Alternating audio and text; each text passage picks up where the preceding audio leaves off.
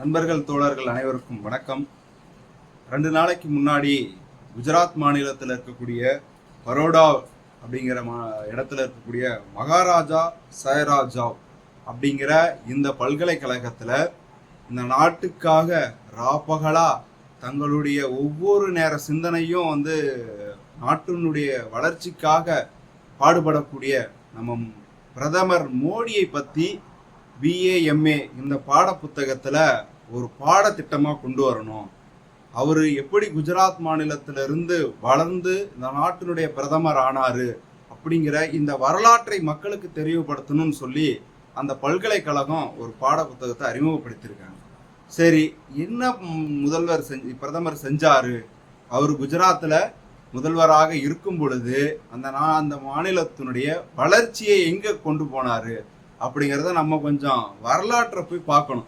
ஏன்னா வரலாறை பார்க்கும் பொழுது தான் இவர்கள்லாம் யார், வரலாற்றில் இடம்பெறக்கூடியவர்களா அப்படிங்கிறத நம்ம தெரிஞ்சுக்க முடியும். இவர் என்ன பண்ணார்? குஜராத்தில் முதல்வராக இருக்கும் பொழுது அத்வானி ரத யாத்திரை நடத்தினார். அந்த ரத யாத்திரை மூலமாக மக்கள் மத்தியில் ஒரு சாதிய மத கலவரத்தை ஏற்படுத்தினார்.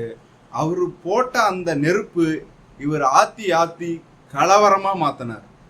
அந்த கலவரத்தினுடைய விளைவாக 2002 கோத்ரா ரயில் எரிப்பு சம்பவத்துக்கு வழியிட்டது.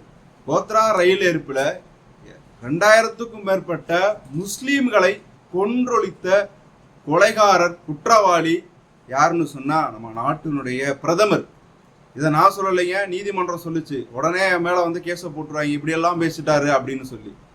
அதோட மட்டும் நிக்கல, ஒரு மாநிலத்துல முதல்வராக இருக்கும் பொழுது இவ்வளவு வேலை செஞ்சாரு.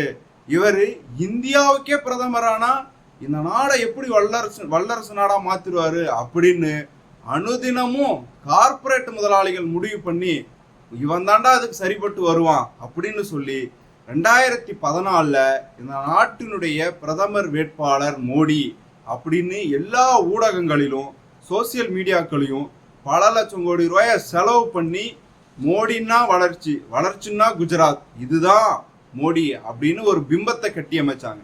அந்த பிம்பத்தை கட்டி அமைச்சுதான் இன்னைக்கு 2014 ஆட்சி அதிகாரத்துக்கு வந்த மோடி 2026 வரையிலும் எவ்வளவு வேலைகள் செஞ்சிருக்காரு அப்படின்னா கார்பரேட் முதலாளிகளை வாழ வைப்பதற்காக இன்னைக்கு அனுதினமும் சிந்திச்சுட்டு இருக்கிறாரு. அதனுடைய விவரத்தை நீங்க எங்க பார்க்க முடியும்னா, அம்பானியும் அதானியும் குஜராத்ல இருந்து இன்னைக்கு உலக பணக்காரர் பட்டியல்ல போட்டி போட்டுட்டு இருக்கிறாங்க, நீயா நானா அப்படின்னு சொல்லி. இப்ப இவர்களுக்கு சொத்து வந்தது எங்க இருந்து?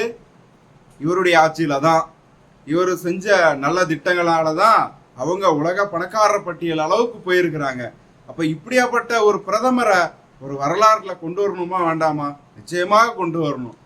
எப்படி முசோலினி ஹிட்லரை பத்தி வரலாறுகள் பேசப்படுதோ அதை போல இந்தியாவின் முகமுடியாக இந்தியாவுடைய வளர்ச்சி அப்படிங்கிற முகமுடியில இருக்கக்கூடிய மோடியை பற்றியும் இந்த வரலாறுகள்ல இடம்பெறணும்.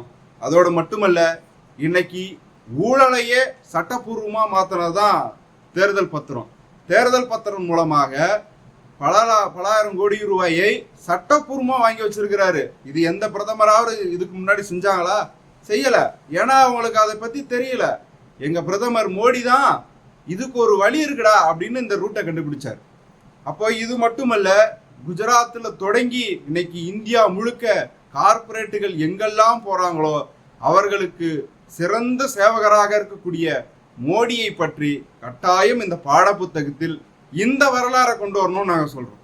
அதுக்கு பதிலாக கருப்பு பணத்தை பிடிச்சாரு, ஒவ்வொருத்தருடைய அக்கௌண்ட்லயும் 15 லட்சம் போட்டாரு, டிஜிட்டல் இந்தியா கொண்டு வந்தாரு, ஊழலை ஒழிச்சாரு, அல்லது இந்த நாட்டினுடைய மக்களுடைய பசி பட்டினி வறுமையை தீர்த்தாரு, நாடை பத்தியா வல்லரசு நாடா மாத்திட்டாரு, உலக பாகிஸ்தான் பத்தியா மோடியை பார்த்து பயந்தாரு அப்படிங்கிற இந்த கட்டுக்கதைகளை பாடப்புத்தகத்தில் வந்தால் நாம் கட்டாயம் எதிர்க்க வேண்டும். அதுக்கு எதிராகவும் போராடணும். இன்னைக்கு மோடியின்ற இந்த முகமூடியை கிழித்தெறிவதற்கு நாம் பிரச்சாரம் செய்யணும்.